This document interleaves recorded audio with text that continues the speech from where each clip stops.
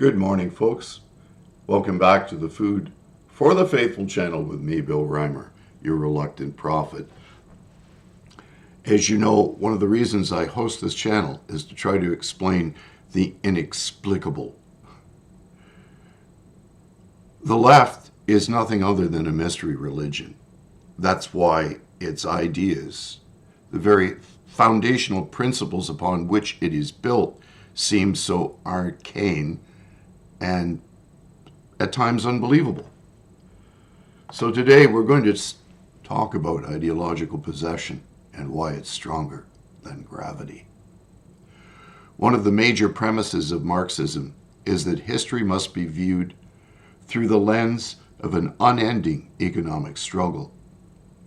This reductionism omits all other relevant factors affecting how history unfolds.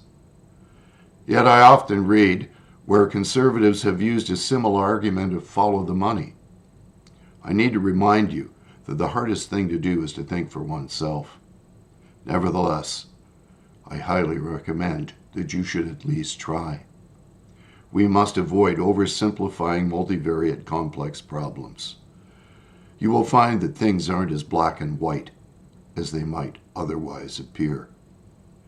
The single most fascinating factor affecting how history unfolds isn't merely economic. It's due to belief systems. Ideological possession accounts for the most profound and heinous acts of murderous insanity ever perpetrated by man. It is important to highlight the tension between economic determinism and ideological influence in shaping history.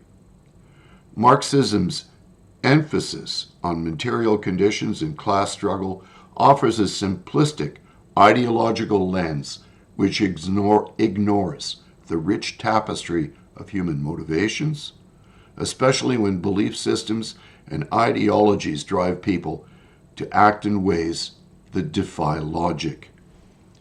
The conservatives who say, follow the money, are mirroring the Marxist analysis in its suspicion of hidden economic motives. But like Marx and Engels, they fall into the fallacy of reductionism, especially when they ignore the psychological, cultural, and spiritual dimensions of human behavior. Therefore, the concept of ideological possession is especially compelling.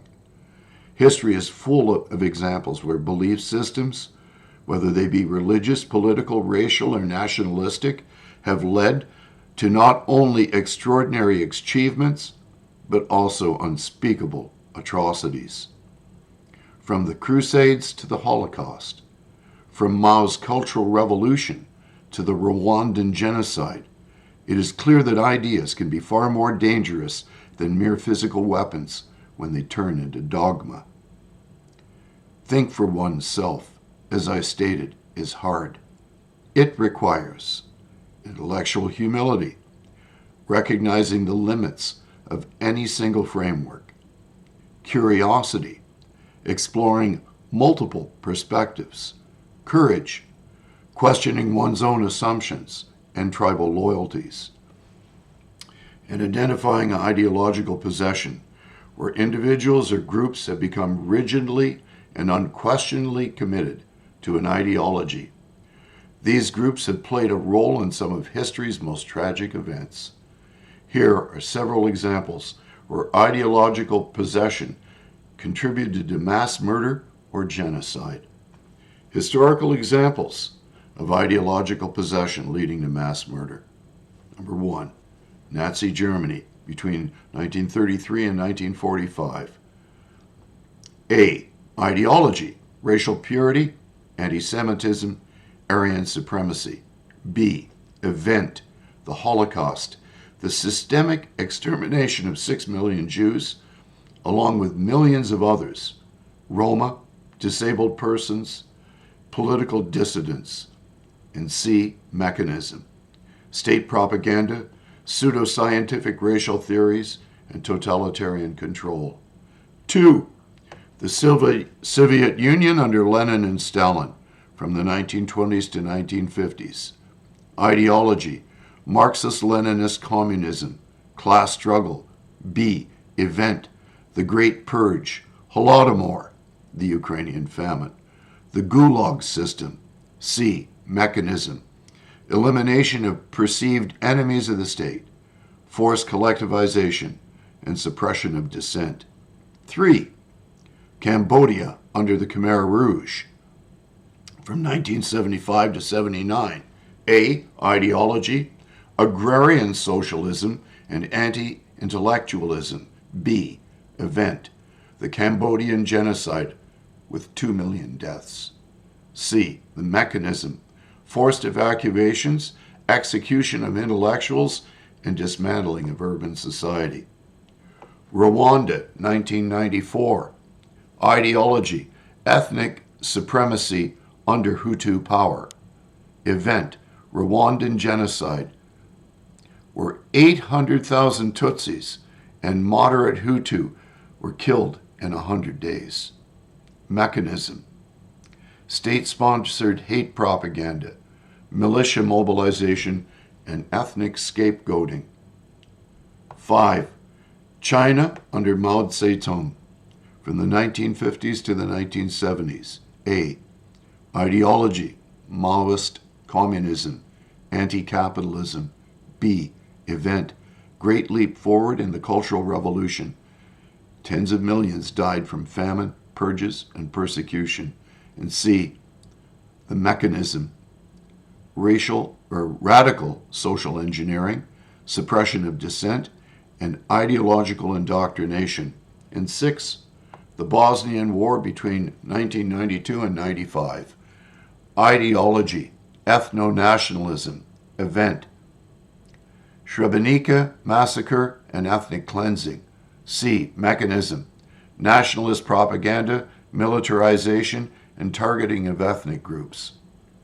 These events show how ideological possession can override empathy, reason, and moral judgment, often leading to the dehumanization of others and the justification of violence.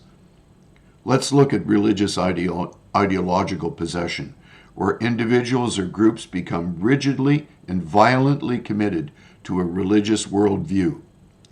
This has tragically led to persecution, torture, and murder throughout history. Here are some well-documented examples. Examples of religious ideological possession leading to violent repression. Number 1, the Spanish Inquisition, 1478 to 1834. Religion, Catholicism, Roman Catholicism specifically. Targeted Jews, Muslims, Protestants, and alleged heretics. Actions, torture, forced conversions, and executions. Ideological driver, the purity of the Roman Catholic faith and the suppression of heresy. Number 2, the Crusades, from 1096 to 1291. Religion, Roman Catholicism. Targeted Muslims, Jews, and Eastern Christians. Actions, massacres during military campaigns, including the sack of Jerusalem. Ideological driver, reclaiming the Holy Land and defending the Roman Catholic version of Christendom. Number 3, 30 Years' War, from 1618 to 1648. Religion, Roman Catholicism versus Protestant Christianity. Targeted civilians and soldiers on both sides. Actions, widespread slaughter, famine, and destruction across Europe. Ideological driver, religious supremacy and political control. 4, the witch hunts in modern Europe and colonial America between the 15th and 18th century. Religion, predominantly Christian, of both the Catholic and Protestant persuasion, targeted women mostly who were accused of witchcraft. Actions, torture, burning at the stake, and hanging. Ideological driver, fear of the devil, heresy, and moral panic. The partition of India in 1947, religion, Hinduism and Islam, targeted Hindus, Muslims, and Sikhs. Actions, communal riots, massacres, and forced migrations. Ideological driver, religious nationalism and sectarian division. 6. ISIS and religious extremism from 2010 to the present. Religion, radical interpretation of Islam, targeted Yazidis, Christians, Shia Muslims, and others. Actions, genocide, beheadings, and sexual slavery. Ideological driver, apocalyptic jihadism and theocratic absolutism. These examples show how religious beliefs, when fused with absolutism and intolerance, became a powerful and dangerous force for dehumanizing all who dare to challenge their accepted narrative. Now, it is extremely important to distinguish between faith as a personal or communal practice and ideological possession, which often involves dehumanizing others and justifying violence. But why do such toxic ideas hold such power over the human psyche, especially today in our divided world, and one that resonates strongly in today's polarized society? The persistence and power of toxic ideologies, especially now, can be traced to a convergence of psychological vulnerabilities, technological amplification, and socio-political conditions. Here's a breakdown of why they hold such sway, and one that resonates strongly in today's polarized world.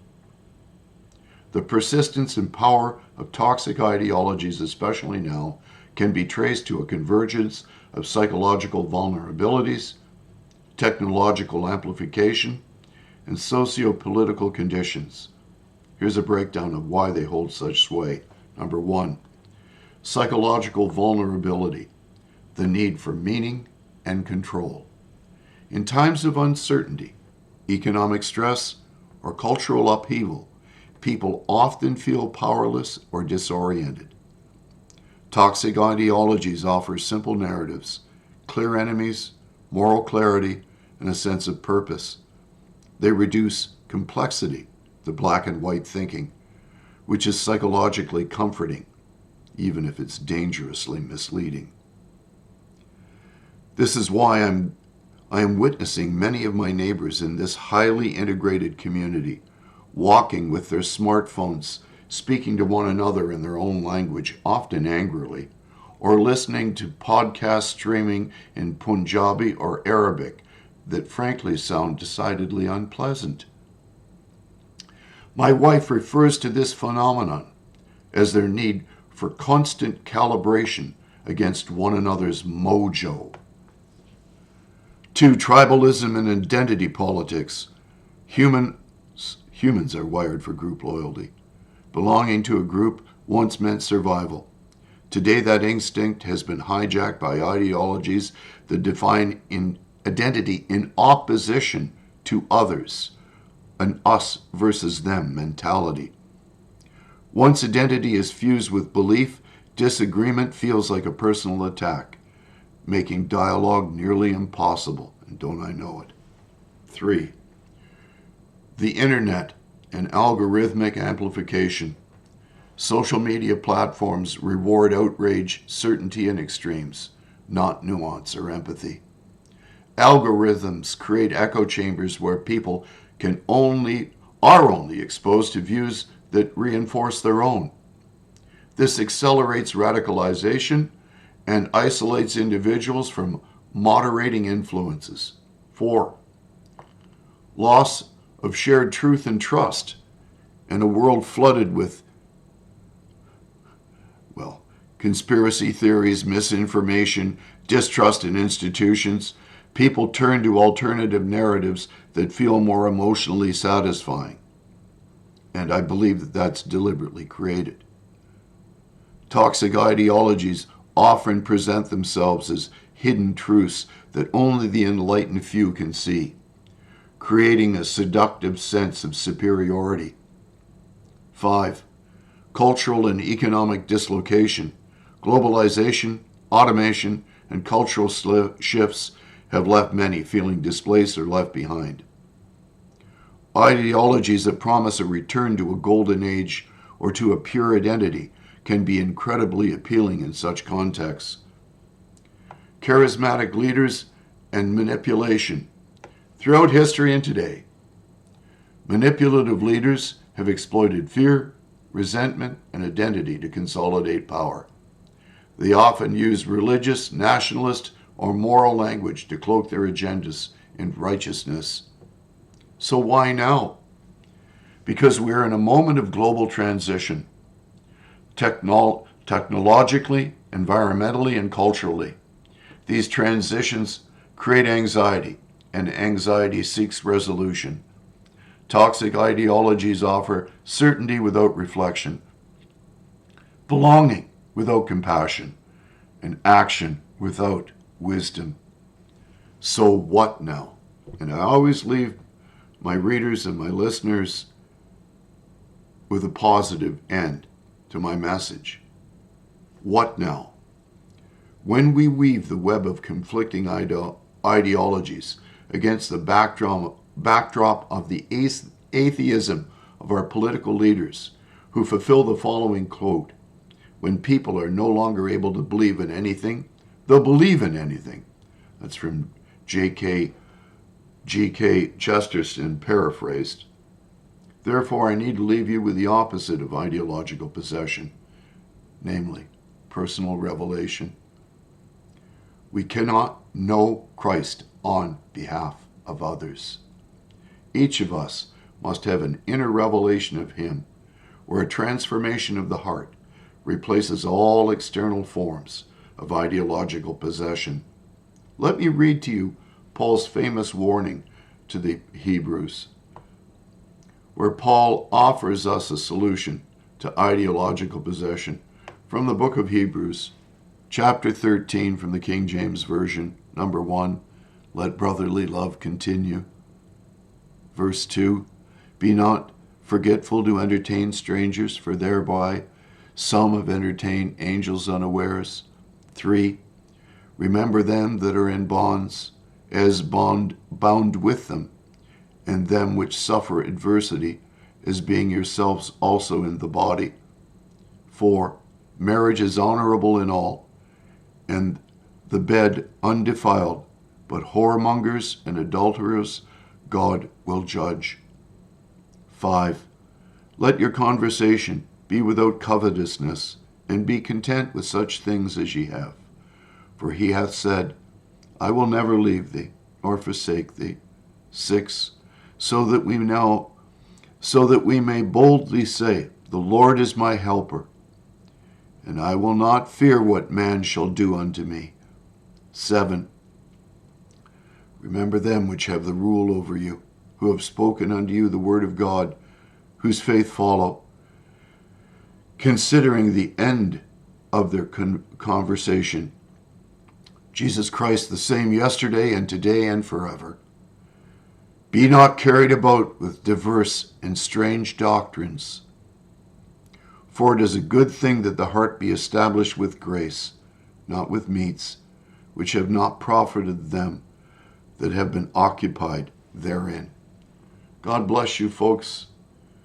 These are things to think about and pray about on this October the 14th. Have a lovely day.